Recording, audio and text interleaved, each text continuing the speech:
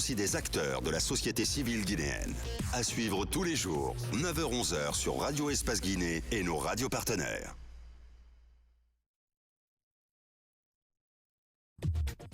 Merci de nous rejoindre dans la deuxième partie de cette émission. Vous nous regardez en direct à la télévision. Continuez à réagir. Les contacts s'affichent juste en bas de l'écran.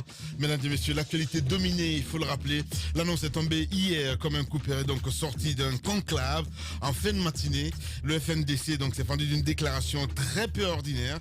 En effet, le front vient de retenir la date du 14 octobre prochain pour donner donc le temps à une série de manifestations contre le projet d'érection d'une nouvelle constitution en Guinée. Une telle annonce, si elle était attendue, évidemment interpelle néanmoins par la pile de mesures exceptionnelles dont elle s'accompagne, entre autres en précaution de sécurité. La déclaration invite les populations évidemment à ranger leurs moyens de déplacement et à interrompre leur occupation dès le démarrage des manifestations en l'absence d'une adresse à la nation du chef de l'État en faveur d'une nouvelle constitution. Quel sens le FNDC donne-t-il à cette démarche? Nous essayons de comprendre ce matin avec évidemment le coordinateur du FNDC, vous le voyez à l'écran, monsieur Diallo, évidemment, qui est avec nous dans ce studio. Ibrahim Diallo, évidemment, coordinateur donc chargé de l'opération du FNDC. Un peu plus tard, monsieur Amadou Damaro Camara nous rejoindra dans ce studio pour continuer le débat. Mon cher Moussa Moïse là. Est-ce qu'il y a une limite à ces manifestations? Est-ce qu'il y a une date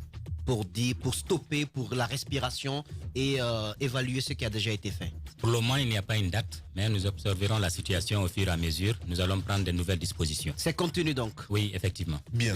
Alors, cette question que Lamine soulevait tout à l'heure en vous introduisant, le président de la République, certes, à New York, il a demandé à ses militants de se préparer au référendum. Mais il ne l'a pas fait dans une adresse officielle à la nation. Est-ce que c'est pas trop vite aller en besogne que de lancer déjà les hostilités avant même que M. Alpha Condé, comme l'usage le voudrait, ne s'adresse officiellement à la nation pour cela? Ce n'est pas aller trop vite. M. Alpha Condé, ce n'est pas un citoyen qui s'est prononcé. C'est un président de la République en visite officielle qui s'est prononcé, qui s'est adressé aux Guinéens. Donc ce n'est pas... Mais se préparer au référendum ne suppose pas que le référendum aura forcément lieu. Non, si préparer, c'est... Oui, mais attendez, en fait. C'est-à-dire, ne pouvons pas tomber dans ce piège-là. De dire, il faut attendre, il va se prononcer, il va prendre un acte officiel et autres. Quand nous avons des éléments matériels sur la base desquels nous pouvons fonder notre décision de nous opposer au projet de troisième mandat, mais nous sortons, nous nous opposons. C'est aussi simple que ça. Bien. Allez-y, Mohamed Mara. Alors, moi, l'autre inquiétude que j'ai, et d'ailleurs, cette interrogation, on l'entend un peu partout, c'est la participation des politiques au FNDC. Mais avec une certaine dose d'incohérence quand même aujourd'hui, parce que au nombre de ceux-là qui demandent aux populations de sortir manifester, vous en avez qui sont députés et dont le mandat a déjà expiré. Qu'en est-il de ces gens? Est-ce que le FNDC va demander à l'ensemble de ses composantes de se mettre à conformité avec la loi eux-mêmes en renonçant à ce mandat de député, tout comme l'a fait déjà, comme il s'appelle, Dr Ousmane Kaba? Bon, votre souci est normal et votre inquiétude aussi est réelle. C'est ce que pense bon nombre de citoyens. Mais je pense que dans le raisonnement intellectuel, il faut que nous apprenions à distinguer l'objet du sujet. L'objet du regroupement des entités sociales et politiques autour du FNDC, c'est cette question de constitution, surtout contre le troisième mandat. Le sujet, c'est l'attitude et le comportement, c'est les éléments d'appréciation que nous pouvons avoir. Vous ne craignez pas justement que le message que vous lancez soit dilué?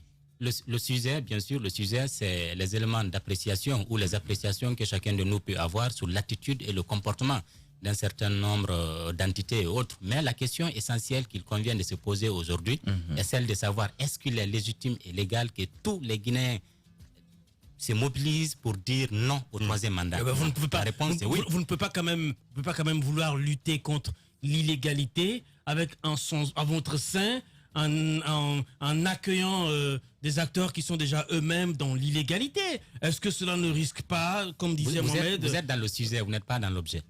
Non, faut pas faire attention. Écoutez, faut pas. Moussa, permets-moi. C'est pas une question de sujet, objet, etc. Allons dans du concret.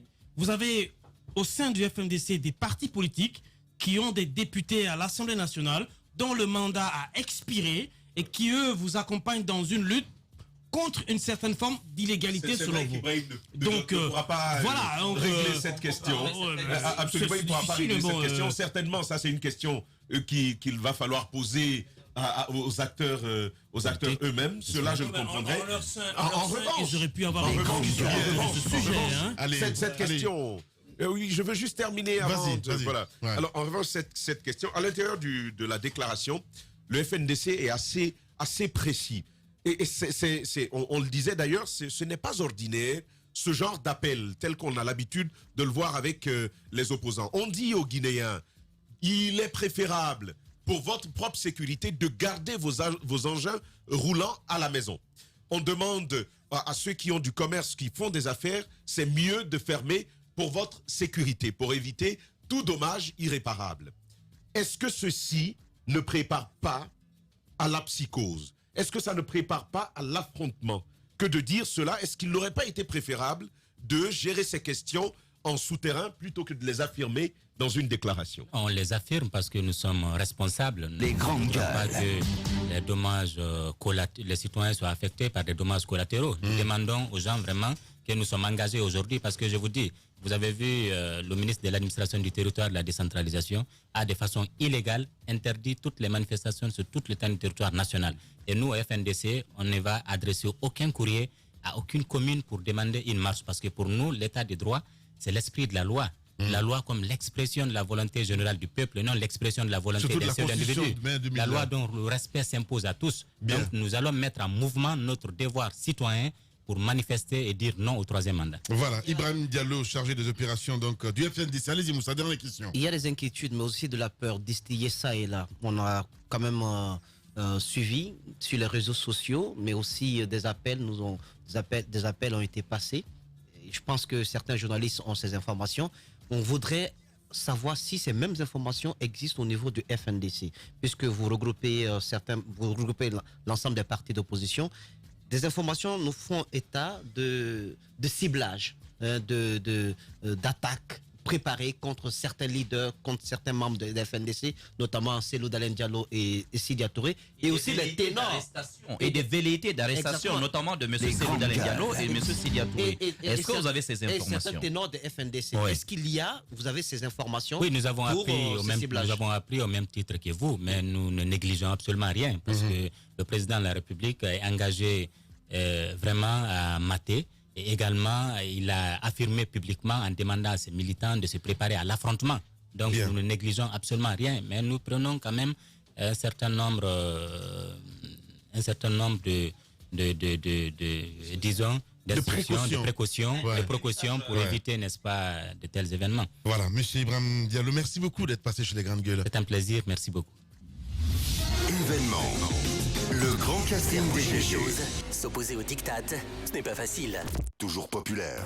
Qui dérange d'un côté quand ça arrange et arrange d'un côté quand ça dérange. Les grandes gueules sur Espace, votre vitamine matinale dont on ne peut plus se passer. Dire tout haut ce qu'on pense tout bas. C'est ça, C'est ça. les grandes gueules.